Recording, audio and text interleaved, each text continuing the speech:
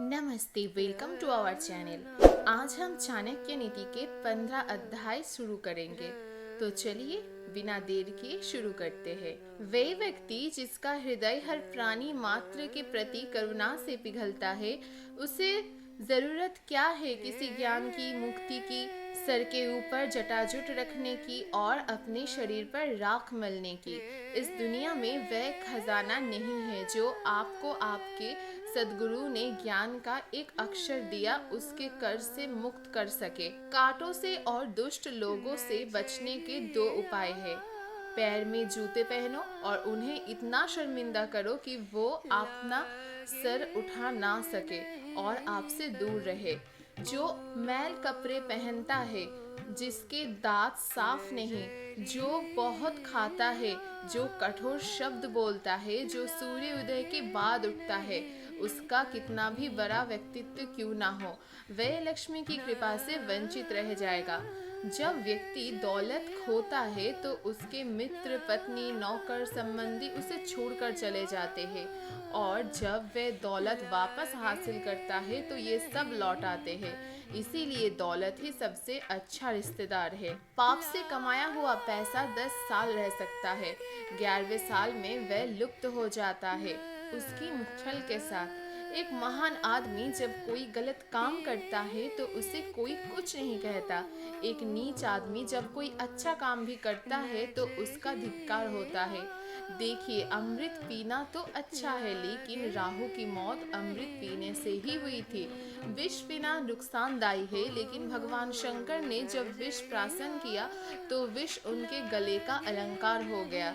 एक सच्चा भोजन वह है जो ब्राह्मण को देने के बाद शेष है। प्रेम वह सत्य है जो दूसरों को दिया जाता है। खुद से जो प्रेम होता है वह नहीं। वही बुद्धिमत्ता है जो पाप करने से रोकती है। वही दान है जो बिना दिखाए के किया जाता है।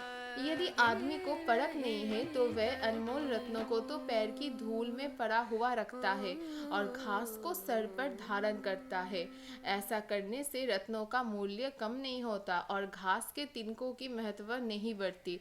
जब विवेक बुद्धि वाला आदमी आता है तो हर चीज को उसकी जगह दिखाता है।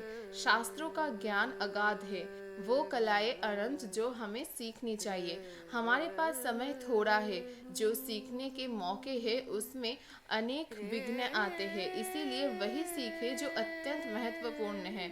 उसी प्रकार जैसे हंस पानी छोड़कर उसमें मिला हुआ दूध भी पी लेता है, वह आदमी चंडाल है जो एक दूर से अचानक आए हुए थके मंदे अतिथि को आदर सत्कार दिए बिना रात्रि का भोजन खुद खाता है।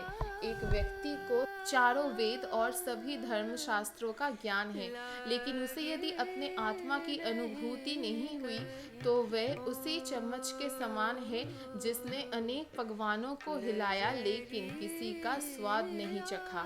वे लोग धन्य है, ऊंचे उठे हुए हैं जिन्होंने संसार समुद्रों के पार करते हुए एक सच्चे ब्राह्मण की शरण ली।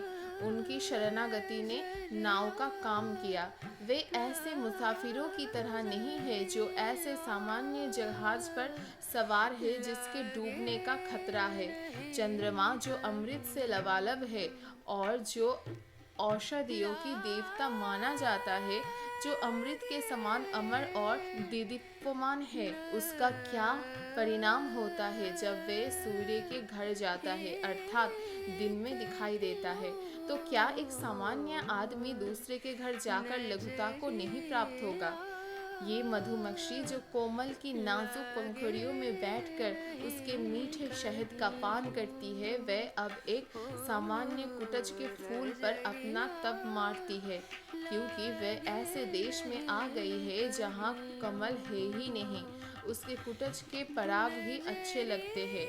हे भगवान विष्णु, मेरे स्वामी, मैं ब्राह्मणों के घर में इसलिए नहीं रहती क्योंकि अगस्त्य ऋषि ने गुस्से में समुद्र को, जो मेरे पिता है, उनको पी लिया। भृगु मुनि ने आपकी छाती पर लात मारी।